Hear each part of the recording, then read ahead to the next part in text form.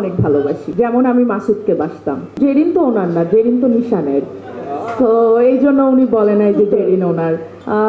আমি first trailer দেখলাম, আমি আগে দেখিনি, আমার এখনো গুজবাম হচ্ছে, আমার একটু মানে আমি ইমোশনালি অনেক অ্যাটাচড হয়ে যাচ্ছিলাম। Thank you so much Shiyab ভাই, এত সুন্দর একটা ছবি আপনি আমাদেরকে উপহার দিতে যাচ্ছেন। দর্শক হিসেবে আমি এটা ফিল করলাম, আপনি আমাকে জেরিন করে পর্দায় নিয়ে এসছেন, এবং জেরিন হওয়ার পিছনে যে জার্নিটা ছিল, জেরিন হয়ে ওঠার যে জার্নিটা ছিল, সেটার যতটুকু আমার পরিশ্রম ছিল ঠিক ততটুকু আপনারও পরিশ্রম ছিল।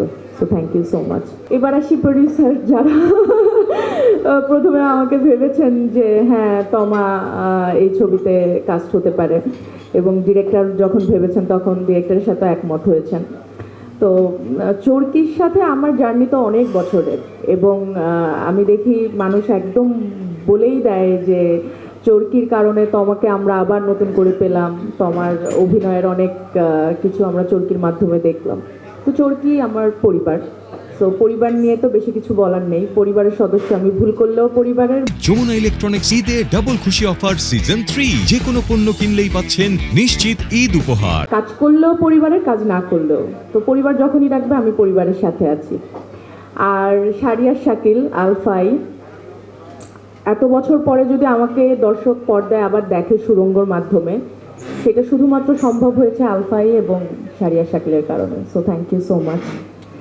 আপনি একটা সুরঙ্গ দর্শককে উপহার দিয়েছেন, এবং সেই সুরঙ্গতে আমি এবং নিশো ভাই আমরা পর্দায় এসেছি।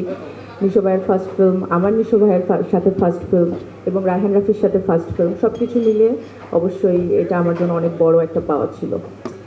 আর কাকে নিয়ে বলবো, নিশানকে নিয়ে না নিশো ভাইকে নিয়ে? আচ্ছা, নিশানকে তো আমি অনেক ভালোবাসি, যেমন আমি মাসুদকে বাসতাম। এখন ওই ভালোবাসা এই ভালোবাসার মধ্যে কি পার্থক্য সেটা আপনারা হলে গিয়ে দেখবেন।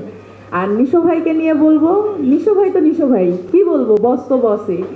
আমাকে সব সময় উনি এটা ভালো হয়েছে, এটা ভালো হয়নি, এই যে একজন অভিভাবকের মতন দেখেন বা পাশে থাকেন, এবং অভিভাবক হয়ে আমাকে গাইড করেন। আমি না একটু অস্থির টাইপের, যে এটা কেন হলো, এখন কি করব, এটা কি হবে নিশো ভাই, সব সময় আরে বাবা আগে শান্ত হওয়া, সব ঠিক হয়ে যাবে। তো এরকম একটা মানুষ হলো নিশো ভাই ব্যক্তি জীবনে।